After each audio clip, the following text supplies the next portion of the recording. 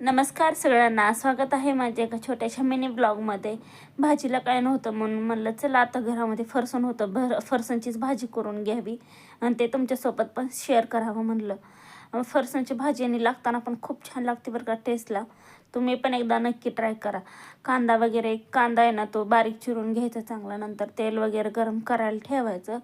तेल वगैरे गरम केल्यानंतर त्यात जिरी टाकायची, त्यानंतर कांदा वगैरे टाकून चांगला लालसर होईल असा भाजून घ्यायचा बरं का.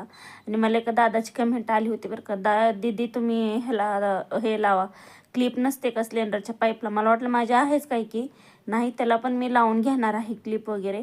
नंतर कांदा वगैरे चांगला तळला ना, त्यामध्ये मीठ, नंतर हळद, काळं तिखट आणि घरकुल मसाला, गरम मसाला आहे ना ते ॲड करून टाकायचा. चांगला सगळं परतून घ्यायचं बरं का.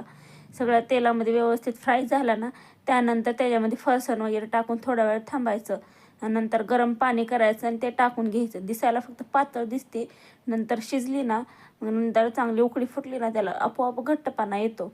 नंतर म्हणलं चला इकडं भाजी केली आहे तोपर्यंत इकडं लगेच भाकरी टाकून घ्यावं. आणि फरसाणच्या भाजीसोबत ना भाकरीच मस्त लागते बरं का, कारण पातळ भाजी असते त्यामुळं भाकरी लागतातच. आणि आम्ही संध्याकाळी पातळ जेवढी होईल तेवढी भाजी करतो.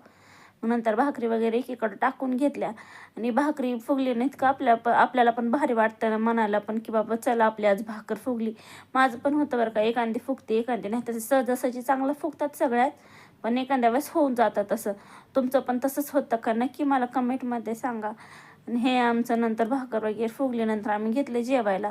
त्यासोबत लिंबू कांदा आणखीन ताटामध्ये घ्यायचा, म्हणजे फरसाणच्या भाजीसोबत एकदम मस्त लागते.